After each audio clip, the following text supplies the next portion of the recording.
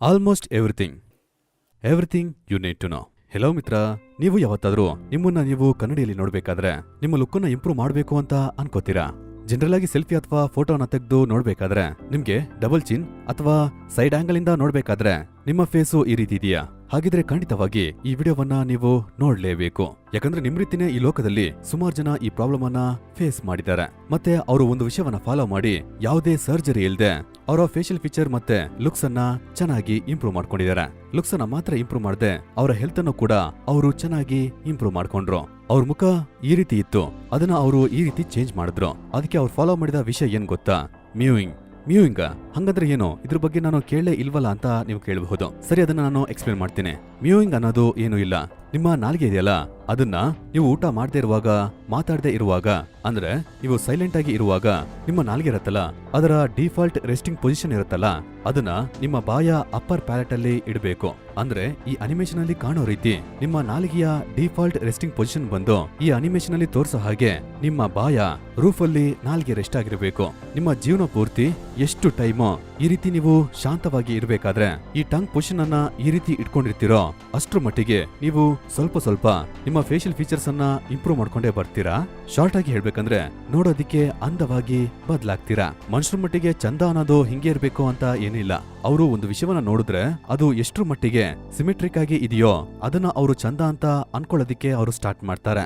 ಯಾವ್ದಾದ್ರು ಒಂದು ವಿಷಯ ಔಟ್ ಆಫ್ ಶೇಪ್ ಆಗಿದ್ರೆ ಅದು ಚಂದ ಇಲ್ಲ ಅಂತ ಅವರ ಮನ್ಸಿಗೆ ಅನ್ಸುತ್ತೆ. ಸೊ ನಮ್ಮ ಫೇಸ್ ನ ಅಂದ್ರೆ ಪರ್ಟಿಕ್ಯುಲರ್ ಆಗಿ ಜಾಲೈನ್ ಏರಿಯಾವನ್ನ, ಚೀಕ್ ಬೋನ್ಸ್ ಅನ್ನ ಔಟ್ ಆಫ್ ಶೇಪ್ ಅಲ್ಲಿ ಇಟ್ಕೊಳ್ದೆ ಒಂದ್ ಮಟ್ಟಿಗೆ ಸಿಮೆಟ್ರಿಕ್ ಆಗಿ ಬದಲಾಯಿಸಿದ್ರೆ ಅದು ಮನುಷ್ಯರ ಬ್ಯೂಟಿ ಸ್ಟ್ಯಾಂಡರ್ಡ್ ಗೆ ತಕ್ಕಂತೆ ನೋಡೋದಿಕ್ಕೆ ಚಂದವಾಗಿ ಅವರು ಕಾಣ್ತಾರೆ. ಸೊ ಈ ಕಾರಣದಿಂದ ನಮ್ಮ ನಾಲಿಗೆಯ ಡಿಫಾಲ್ಟ್ ರೆಸ್ಟಿಂಗ್ ಪೊಸಿಷನ್ ಅನ್ನ ಈ ರೂಫ್ ಅಲ್ಲಿ ಇಟ್ಕೋಬೇಕು ಅಂತ ಹೇಳ್ತಾರೆ. ನಮ್ಮ ನಾಲಿಗೆಯ ಪೊಸಿಷನ್ ಅನ್ನ ಈ ರೀತಿ ಇಡೋದ್ರಿಂದ ಒಂದು ವೆಲ್ ಡಿಫೈನ್ಡ್ ಜಾ ಲೈನ್, ಸ್ವಲ್ಪ ಹೈ ಚಿಕ್ ಬೋನ್ಸ್ ಅಂತ ಈ ರೀತಿ ನಮ್ಮ ಲುಕ್ಸ್ ಅನ್ನ ಇಂಪ್ರೂವ್ ಮಾಡೋದು ಅಲ್ಲದೆ ನಮ್ಮ ಹೆಲ್ತಿಗೂ ಕೂಡ ಅದು ಸುಮಾರು ಬೆನಿಫಿಟ್ ಅನ್ನ ಕೊಡುತ್ತೆ ಅಂತ ಈ ಮ್ಯೂಯಿಂಗ್ ಅನ್ನೋ ಕಾನ್ಸೆಪ್ಟ್ ಅನ್ನ ಇಂಟ್ರೊಡ್ಯೂಸ್ ಮಾಡಿರೋ ಡಾಕ್ಟರ್ ಮೈಕ್ ಮ್ಯೂ ಹೇಳ್ತಾರೆ. ಯಾಕಂದ್ರೆ ನಮ್ಮ ಫೇಶಿಯಲ್ ಸ್ಟ್ರಕ್ಚರ್ ಸರಿ ಇಲ್ಲ ಅಂದ್ರೆ, ಇಲ್ಲ ನಾರ್ಮಲ್ ಆಗಿ ಇರೋದ್ಕಿಂತ ಸ್ವಲ್ಪ ಡಿಫ್ರೆಂಟ್ ಆಗಿದ್ರೆ ನಾವು ಮೌತ್ ಬ್ರೀದಿಂಗ್ ಮಾಡೋದಕ್ಕೆ ಸುಮಾರು ಚಾನ್ಸಸ್ ಇದೆ ಅಂತ ಡಾಕ್ಟರ್ ಹೇಳ್ತಾರೆ. ಅಂದ್ರೆ ಉಸಿರಾಡೋದಕ್ಕೆ ನಾವು ನಮ್ಮ ಮೂಗನ್ನ ಯೂಸ್ ಮಾಡದೆ ಬಾಯಿನ ಯೂಸ್ ಮಾಡ್ಕೊಂಡು ಇನ್ಹೇಲ್ ಮತ್ತೆ ಎಕ್ಸೇಲ್ ಮಾಡ್ತಾ ಇದ್ರೆ ಯಾವಾಗ್ಲೂ ನಮ್ಮ ಬಾಯಿ ಓಪನ್ ಪೊಸಿಷನ್ ಅಲ್ಲೇ ಇರೋ ಹಾಗೆ ಅದು ಇರುತ್ತೆ. ಇದೇ ಪೊಸಿಷನ್ ಅಲ್ಲಿ ಅದು ಇದ್ರೆ ನಮ್ಮ ಜಾಲಿನ ಪಾರ್ಟು ಸ್ವಲ್ಪ ವೀಕ್ ಆಗಿ ಅದು ಹೇಗಿರ್ಬೇಕೋ ಹಾಗಿರಲ್ಲ ಅಂತ ಅವ್ರು ಹೇಳ್ತಾರೆ. ಇದ್ರ ಬಗ್ಗೆ ನಾವು ಕರೆಕ್ಟ್ ಆಗಿ ಗಮನನೇ ಕೊಡಲ್ಲ, ನಮ್ ಪಾಡಿಗೆ ನಾವಿದೀವಿ. ಆದ್ರೆ ಸುಮ್ನೆ ರ್ಯಾಂಡಮ್ ಆಗಿ ಇರುವಾಗ ನಮ್ಮ ಬಾಯಿನ ಓಪನ್ ಮಾಡ್ಕೊಂಡು ನಾವು ಬ್ರೀತ್ ಮಾಡ್ತಾ ಇದ್ರೆ ಓವರ್ ಟೈಮ್ ನಮ್ಮ ಫೇಶಿಯಲ್ ಸ್ಟ್ರಕ್ಚರ್ ಈ ರೀತಿ ಬದಲಾಗುತ್ತೆ.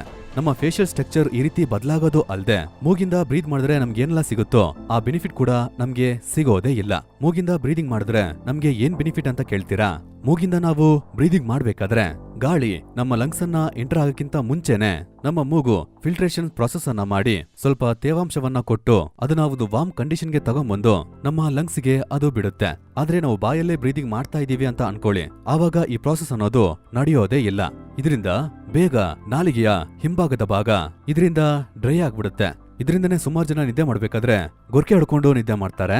ಇಲ್ಲ ಬಾಯಿಂದ ಅವರು ಉಸಿರಾಡ್ತಾ ಇದ್ರೆ ಬಾಯಿ ಡ್ರೈ ಆಗೋದ್ರಿಂದ ಅವರ ಸ್ಲೀಪಿಂಗ್ ಪ್ಯಾಟರ್ನ್ ಅನ್ನೋದು ಸರಿಯಾಗೇ ಇರಲ್ಲ. ನಿದ್ದೆಯಿಂದ ಎಚ್ಚರಗೊಂಡು ನೀರ್ ಕುಡಿಬೇಕು ಅಂತ ಅವ್ರಿಗೆ ಅನ್ಸುತ್ತೆ. ಸೊ ಈ ಎಕ್ಸ್ಪ್ಲನೇಷನ್ ಇಂದ ನಮ್ಮ ನಾಲಿಗೆಯ ಆ ಪೊಸಿಷನ್ ಏನಕ್ಕೆ ರೂಫಲ್ಲಿ ಇರ್ಬೇಕು ಅಂತ ನಾವು ತಿಳ್ಕೊಂಡ್ವಿ.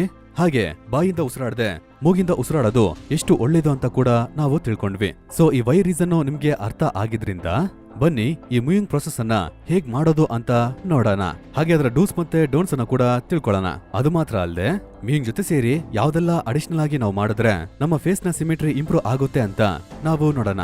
Number 1, reducing body fat percentage. ಕೆಲವೊಬ್ಬರಿಗೆ ಈ ರೀತಿ ಡಬಲ್ ಚಿನ್ ಪ್ರಾಬ್ಲಮ್ ಇರೋದು, ಇಲ್ಲ ಫೇಸ್ ತುಂಬಾ ರೌಂಡ್ ಆಗಿ ಕಾಣ್ತಾ ಇದೆ ಅಂದ್ರೆ ನಿಮ್ಮ ಬಾಡಿ ಫ್ಯಾಟ್ ಪರ್ಸೆಂಟೇಜ್ ಜಾಸ್ತಿ ಇರುತ್ತೆ. ಮೇ ಬಿ ನೀವು ಸ್ವಲ್ಪ ವೆಯ್ಟ್ ಅನ್ನ ಕಮ್ಮಿ ಮಾಡಿದ್ರೇನೆ ನಿಮ್ಮ ಒರಿಜಿನಲ್ ಫೇಸ್ ಸ್ಟ್ರಕ್ಚರ್ ಹೊರಗಡೆ ಕಾಣುತ್ತೆ. ಅದು ನಿಮ್ಮ ಫೇಸ್ ಅನ್ನ ತುಂಬಾ ಸಿಮೆಟ್ರಿಕಲ್ ಆಗಿ ಬದಲಾಯಿಸುತ್ತೆ.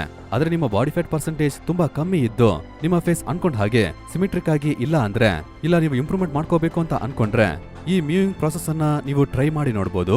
ಈ ಮ್ಯೂಯಿಂಗ್ ಪ್ರಾಸೆಸ್ ಅನ್ನೋದು ಒಂದು ಕ್ವಿಕ್ ಫಿಕ್ಸ್ ಅಲ್ವೇ ಅಲ್ಲ. ಚೇಂಜಸ್ ಅನ್ನ ಕಾಣೋದಕ್ಕೆ ಸುಮಾರು ಟೈಮ್ ತಗೊಳುತ್ತೆ. ಗ್ರಾಜುವಲ್ ಆಗಿನೇ ನಿಮ್ಮಿಂದ ಇಂಪ್ರೂವ್ಮೆಂಟ್ ಅನ್ನ ನೋಡಕ್ಕಾಗುತ್ತೆ. ಸೊ ನಿಮ್ಮ ಟಂಗ್ ನ ಪೊಸಿಷನ್ ನಿಮ್ಮ ಬಾಯ ರೂಫಲ್ ಇರಬೇಕು ಅಂತ ನಿಮಗೆ ಅರ್ಥ ಆಗಿರುತ್ತೆ. ಆದ್ರೆ ಅದರಲ್ಲಿ ಒಂದು ತುಂಬಾ ಮುಖ್ಯವಾದ ವಿಷಯ ಏನಂದ್ರೆ ನಿಮ್ಮ ಟಂಗ್ ನ ಬ್ಯಾಕ್ ಸೈಡು, ಅಂದ್ರೆ ನಿಮ್ ನಾಲಿಗೆ ಎಲ್ಲಿಂದ ಸ್ಟಾರ್ಟ್ ಆಗುತ್ತೋ ಅಲ್ಲಿಂದ ನಿಮ್ಮ ಟಂಗ್ ಅನ್ನ ಲಿಫ್ಟ್ ಮಾಡಿ ನಿಮ್ಮ ಬಾಯ ರೂಫಲ್ಲಿ ರೆಸ್ಟಿಂಗ್ ಮಾಡಬೇಕು. ಹಾಗೆ ಅದನ್ನ ಪುಷ್ ಮಾಡೋದಕ್ಕೆ ಟ್ರೈ ಮಾಡಬೇಕು. ಅಂದ್ರೆ ಒಂದು ಕರೆಕ್ಟ್ ಆದ ಪೊಸಿಷನ್ ಗೆ ತರಬೇಕಂದ್ರೆ ಒಂದ್ ಗ್ಲಾಸ್ ವಾಟರ್ ಅನ್ನ ಕುಡಿದ್ಬಿಟ್ಟು ಅದನ್ನ ನೀವು ನುಂಗ್ಬೇಕಾದ್ರೆ ನಿಮ್ ನಾಲಿಗೆ ಯಾವ ಪೊಸಿಷನ್ ಅಲ್ಲಿ ಇದೆ ಅಂತ ನೀವು ನೋಡಿ. ಒಂದು ವಿಷಯವನ್ನ ನೀವು ನುಂಗ್ಬೇಕಾದ್ರೆ ನಿಮ್ಮ ನಾಲಿಗೆ ಅನ್ನೋದು ಆಟೋಮೆಟಿಕ್ ಆಗಿ ಮೇಲ್ಗಡೆ ಹೋಗುತ್ತೆ, ಆ ರೂಫ್ ಅನ್ನ ಟಚ್ ಮಾಡುತ್ತೆ. ಆ ಪೊಸಿಷನ್ ಮ್ಯೂಯಿಂಗ್ ನ ಕರೆಕ್ಟ್ ಆದ ಪೊಸಿಷನ್. ಸುಮಾರು ಜನ ಈ ರೀತಿ ಬ್ಯಾಕ್ ಸೈಡ್ ಇಂದ ಪ್ರೆಷರ್ ಅನ್ನ ಹಾಕ್ತೆ ತುದಿ ನಾಲ್ಗೆ ಯೂಸ್ ಮಾಡೋದಕ್ಕೆ ತುಂಬಾ ಈಸಿ ಆಗಿದೆ ಅಂತ ಆ ಟಿಪ್ ಆಫ್ ಟಂಗ್ ಅಲ್ಲೇ ಜಾಸ್ತಿ ಪ್ರೆಷರ್ ಅನ್ನ ಹಾಕ್ತಾ ಇರ್ತಾರೆ. ಇದು ಮ್ಯೂಯಿಂಗ್ ಮಾಡೋದಕ್ಕೆ ಪ್ರಾಪರ್ ಆದ ಒಂದು ರೀತಿ ಅಲ್ವೇ ಅಲ್ಲ. ಸೊ ಅದನ್ನ ಅವಾಯ್ಡ್ ಮಾಡಿ. ಸೊ ಈ ರೀತಿ ಎಲ್ಲ ನೀವು ಫಾಲೋ ಮಾಡ್ತಾ ಇದ್ರೆ ಒಂದ್ ಕಡೆ ನಾವು ಮ್ಯೂಯಿಂಗ್ ಮಾಡ್ತಾ ಇದೀವಿ, ಸ್ವಲ್ಪ ದಿನದಲ್ಲಿ ಸ್ವಲ್ಪ ತಿಂಗಳಲ್ಲಿ ನಮ್ಮ ಫೇಸ್ ಅಲ್ಲಿ ಡಿಫ್ರೆನ್ಸ್ ಕಾಣುತ್ತೆ ಅಂತ ನೀವು ಅನ್ಕೋಬಹುದು. ಆದ್ರೆ ಮಾಡೋ ಪ್ರೋಸೆಸ್ ಅನ್ನ ತಪ್ಪಾಗಿ ಮಾಡ್ತಾ ಇರೋದ್ರಿಂದ ಸುಮಾರು ದಿನ ಆದ್ಮೇಲೆ ಇದು ವೇಸ್ಟ್, ವರ್ಕ್ ಆಗಲ್ಲ ಅಂತ ನೀವು ಅನ್ಕೋಬಾರ್ದು. ಮಾಡ್ಬೇಕಾದ್ರೆ ಮ್ಯೂಯಿಂಗ್ ಅನ್ನ ಕರೆಕ್ಟ್ ಆಗಿ ಮಾಡೋದಿಕ್ಕೆ ನಾವು ಮುಂಚೆ ಹೇಳಿದ ಹಾಗೆ ಈ ಅನಿಮೇಷನ್ ಅನ್ನ ಫಾಲೋ ಮಾಡಿ. ಇಲ್ಲಾಂದ್ರೆ ಒಂದು ಸಿಪ್ ಆಫ್ ವಾಟರ್ ಅನ್ನ ಕುಡಿದ್ಬಿಟ್ಟು ಅದನ್ನ ನುಂಗ್ಬೇಕಾದ್ರೆ ನಿಮ್ಮ ಟಂಗ್ ಪೊಸಿಷನ್ ಯಾವ ರೀತಿ ಇದೆಯೋ ಆ ಪೊಸಿಷನ್ ಅಲ್ಲಿ ಅದೇ ರೀತಿ ಫಿಕ್ಸ್ ಮಾಡ್ಬಿಟ್ಟು ಮ್ಯೂ ಮಾಡೋದಕ್ಕೆ ಸ್ಟಾರ್ಟ್ ಮಾಡಿ.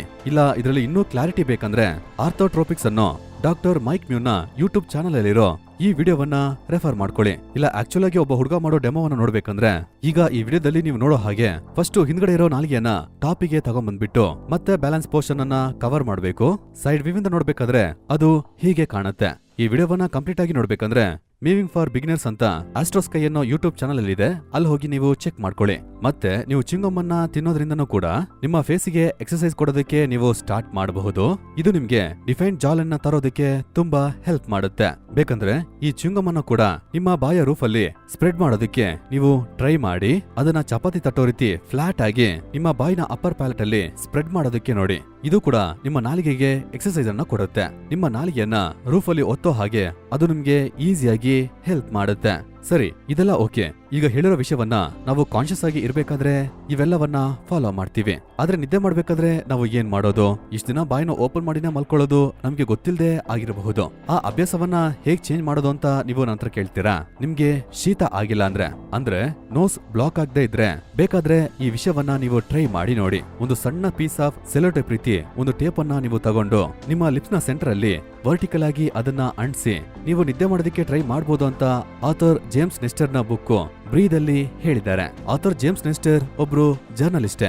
ಆದ್ರೆ ಈ ಬುಕ್ ನ ಅವರು ಬರೆಯೋದಿಕ್ಕೆ ಅವರು ಸುಮಾರು ಡಾಕ್ಟರ್ಸ್ ಜೊತೆ ಸೈಂಟಿಫಿಕ್ ಆಗಿ ರಿಸರ್ಚ್ ಮಾಡೋರ್ ಜೊತೆ ವರ್ಕ್ ಮಾಡಿ ವೈಯಕ್ತಿಕವಾಗಿ ಸುಮಾರು ಜನರ ಪ್ರೋಗ್ರೆಸ್ ಅನ್ನ ಸ್ಟಡಿ ಮಾಡಿ ಈ ನಿದ್ದೆ ಮಾಡೋಕ್ಕಿಂತ ಮುಂಚೆ ಬಾಯಿನ ಟೇಪ್ ಮಾಡೋ ಆ ವಿಷಯ ನಿಜವಾಗ್ಲೂ ಆ ಸ್ಟಡಿಯನ್ನ ಕಂಡಕ್ಟ್ ಮಾಡೋರ್ ಲೈಫ್ ಅಲ್ಲಿ ಹೆಲ್ತ್ ನ ಆಸ್ಪೆಕ್ಟ್ ಗೆ ಸಂಬಂಧಪಟ್ಟಂತೆ ಒಂದು ಪಾಸಿಟಿವ್ ಇಂಪ್ಯಾಕ್ಟ್ ಅನ್ನ ಕ್ರಿಯೇಟ್ ಮಾಡಿದೆ ಅಂತ ಹೇಳ್ತಾರೆ. ಪರ್ಸನಲ್ ಆಗಿ ಈ ಮೌತನ್ನ ಟೇಪ್ ಮಾಡೋ ವಿಷಯವನ್ನ ನಾನು ಮಾಡಿಲ್ಲ, ಆದ್ರೆ ಮ್ಯೂಯಿಂಗ್ ಅನ್ನ ಪ್ರಾಕ್ಟಿಕಲ್ ಆಗಿ ನಾನು ಪ್ರಾಕ್ಟೀಸ್ ಮಾಡಿದ್ದೀನಿ. 3 to 6 month on and of ಆಗಿ ನಾನು ಟ್ರೈ ಮಾಡಿದ್ದೀನಿ. ಒಂದಿನ ಸುಮಾರು ದಿನ ಆದ್ಮೇಲೆ ನನ್ನ ಬಿಯರ್ಡ್ ಅನ್ನ ಟ್ರಿಮ್ ಮಾಡಿ ನೋಡ್ಬೇಕಾದ್ರೆ ಇದಕ್ಕಿಂತ ಮುಂಚೆ ನಾನು ಹೇಗಿದ್ನೋ ಅದಕ್ಕಿಂತ ಚೆನ್ನಾಗಿ ನನ್ನ ಮುಖದಲ್ಲಿ ಪಾಸಿಟಿವ್ ಚೇಂಜ್ ಬಂದಿದ್ರಿಂದ, ಅಂದ್ರೆ ಈ ವಿಷಯ ನಂಗೆ ಪರ್ಸನಲ್ ಆಗಿ ಯೂಸ್ಫುಲ್ ಆಗಿ ಇದ್ದಿದ್ರಿಂದ ಇದು ನಿಮ್ಗೆ ಶೇರ್ ಮಾಡ್ತಾ ಇದ್ದೀನಿ.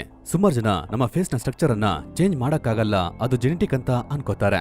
ಬಟ್ ಚಿಕ್ಕ ವಯಸ್ಸಿಂದ ಅಡಲ್ಟ್ ಆಗ್ಬೇಕಾದ್ರೆ ಅಥವಾ ಅಡಲ್ಟ್ ಆಗಿ ನಮ್ಗೆ ಏಜ್ ಆಗ್ಬೇಕಾದ್ರೆ ನಮ್ಮ ಫೇಶಿಯಲ್ ಸ್ಟ್ರಕ್ಚರ್ ಅನ್ನೋದು ಸ್ವಲ್ಪ ಚೇಂಜ್ ಆಗ್ತಾನೆ ಇರುತ್ತೆ. ಆ ಚೇಂಜಸ್ ನಮ್ಮ ಮುಖದಲ್ಲಿ ಬರೋದಕ್ಕೆ ಕಾರಣ ನಮ್ಮ ಡೈಲಿ ಲೈಫ್ ಅಲ್ಲಿ ನಾವು ಪ್ರಿಡಾಮಿನೆಂಟ್ ಆಗಿ ನಮ್ಮ ಫೇಸ್ ಅಲ್ಲಿಡೋ ಪೊಸಿಷನ್ ಮತ್ತೆ ಪಾಸ್ಚರೇ ಕಾರಣ ಆಗಿರುತ್ತೆ. ಇದನ್ನ ಕಾನ್ಶಿಯಸ್ ಆಗಿ ನಾವು ಕರೆಕ್ಟ್ ಮಾಡೋದಕ್ಕೆ ಸ್ಟಾರ್ಟ್ ಮಾಡಿದ್ರೆ ಅದು ತಪ್ಪಾದ ಡೈರೆಕ್ಷನ್ ಅಲ್ಲಿ ಚೇಂಜ್ ಆಗ್ತಾ ಹೋಗದೆ ನಮ್ಮ ಫೇಸು ಆದಷ್ಟು ಮಟ್ಟಿಗೆ ಸಿಮಿಟ್ರಿಕ್ ಆಗಿ ಇರೋದಕ್ಕೆ ಅದು ತುಂಬಾ ಹೆಲ್ಪ್ ಮಾಡುತ್ತೆ. ಟಂಗ್ ಪೊಸಿಷನ್ ಸರಿಯಾಗಿ ಇಲ್ದೆ ಸುಮಾರು ಜನ ಮೌತ್ ಬ್ರೀದಿಂಗ್ ಮಾಡೋದ್ರಿಂದ ಸ್ಕೂಲಲ್ಲಿ ಅಥವಾ ಕಾಲೇಜಲ್ಲಿ ತುಂಬಾ ಸುಂದರವಾಗಿ ಕಂಡ ಒಂದು ಹುಡುಗಿ ಅಥವಾ ಹುಡುಗ ಒಂದು 5-10 ವರ್ಷ ಆದ್ಮೇಲೆ ಅವರ ಮದುವೆಯಲ್ಲಿ ಅಥವಾ ಯಾವ್ದಾದ್ರು ಒಂದು ಲೈಫ್ ಇವೆಂಟ್ ಅಲ್ಲಿ ಮೀಟ್ ಮಾಡ್ಬೇಕಾದ್ರೆ ನೀವು ಮುಂಚೆ ನೋಡಿದ್ಕಿಂತ ಅವರು ಅಷ್ಟು ಚೆನ್ನಾಗಿಲ್ಲ ಅಂತ ನಿಮ್ಗೆ ಅನ್ಸುತ್ತೆ. ಸ್ಕೂಲಲ್ಲಿ ಕಾಲೇಜಲ್ಲಿ ಅಷ್ಟು ಮಟ್ಟಿಗೆ ಅವರು ಸುಂದರವಾಗಿ ಕಾಣದೇ ಇದ್ರು ಕೂಡ ಲೇಟರ್ ಪಾಯಿಂಟ್ ಅಲ್ಲಿ ಸಡನ್ ಆಗಿ ನೋಡ್ಬೇಕಾದ್ರೆ ತುಂಬಾ ಚಂದವಾಗಿ ಕಾಣ್ತಾರೆ. ಅಂದ್ರೆ ಒಂದು ಡೆಂಟಿಸ್ಟ್ ಹತ್ರ ಅವ್ರ ಹಲ್ ಶೇಪ್ ಅನ್ನ ಸರಿ ಮಾಡಿರ್ತಾರೆ, ಇಲ್ಲ ಅವರಿಗೆ ಗೊತ್ತಿಲ್ಲದೆ ಮೌತ್ ಬ್ರೀದಿಂಗ್ ಅನ್ನ ಸ್ಟಾಪ್ ಮಾಡ್ಕೊಂಡು ನ್ಯಾಚುರಲ್ ಆಗಿ ಮ್ಯೂಯಿಂಗ್ ಮಾಡೋದಕ್ಕೆ ಅವರು ಸ್ಟಾರ್ಟ್ ಮಾಡಿರ್ತಾರೆ. ಇದನ್ನ ಡಾಕ್ಟರ್ ಮೈಕ್ ಮ್ಯೂ ಹೇಳ್ತಾರೆ. ಸೊ ವೈಯಕ್ತಿಕವಾಗಿ ನಿಮ್ಮ ಡೈಲಿ ಲೈಫ್ ಅಲ್ಲಿ ಇದನ್ನ ಆಡ್ ಮಾಡ್ಕೊಳ್ಳಿ. ಕಾನ್ಶಿಯಸ್ ಆಗಿ ನಿಮ್ಮ ಟಂಗ್ ಪೊಸಿಷನ್ ನಿಮ್ಮ ಬಾಯ ರೂಫ್ ಅಲ್ಲಿ ಇಡೋದಕ್ಕೆ ಪ್ರಯತ್ನ ಪಡ್ತಾ ಇರಿ. ನಿಜವಾಗ್ಲೂ ಅದು ಲಾಂಗ್ ಟರ್ಮ್ ಅಲ್ಲಿ ನಿಮ್ಮ ಫೇಶಿಯಲ್ ಸ್ಟ್ರಕ್ಚರ್ ಅನ್ನ ಸರಿಯಾಗಿ ಮಾಡೋದು ಅಲ್ಲದೆ ಮೌತ್ ಬ್ರೀದಿಂಗ್ ಅನ್ನ ಅವಾಯ್ಡ್ ಮಾಡೋ ಮೂಲಕ ನಿಮ್ಗೆ ಸುಮಾರು ಹೆಲ್ತ್ ಬೆನಿಫಿಟ್ ಅನ್ನ ಕೂಡ ಅದು ಕೊಡುತ್ತೆ. ನಿಮ್ಗೆ ಈ ವಿಡಿಯೋ ಇಷ್ಟ ಆದ್ರೆ ಲೈಕ್ ಮಾಡಿ, ಕಮೆಂಟ್ ಮಾಡಿ, ನಿಮ್ಮ ಫ್ರೆಂಡ್ಸ್ ಅಂಡ್ ಫ್ಯಾಮಿಲಿಗೆ ಶೇರ್ ಮಾಡಿ. ನಿಮ್ಮ health, wealth, habits, to do list ಈ ರೀತಿಯ ವಿಷಯಗಳೆಲ್ಲ ಇಂಟೆನ್ಷನಲ್ ಆಗಿ ಫಾಲೋ ಮಾಡಬೇಕು ಅಂತ ಅನ್ಕೊಂಡ್ರೆ ಡಿಸ್ಕ್ರಿಪ್ಷನ್ ಇದ್ದ ಲಿಂಕ್ ಇಂದ ನಮ್ಮ ಆಲ್ಮೋಸ್ಟ್ ಎವ್ರಿಥಿಂಗ್ ಜರ್ನಲ್ ಅನ್ನ ಬೈ ಮಾಡಿ ಯೂಸ್ ಮಾಡಿ. AE 2023 ಅನ್ನೋ ಕೂಪನ್ ಅನ್ನ ಯೂಸ್ ಮಾಡಿದ್ರೆ ನಿಮ್ಗೆ 100 ರೂಪೀಸ್ ಡಿಸ್ಕೌಂಟ್ ಸಿಗುತ್ತೆ.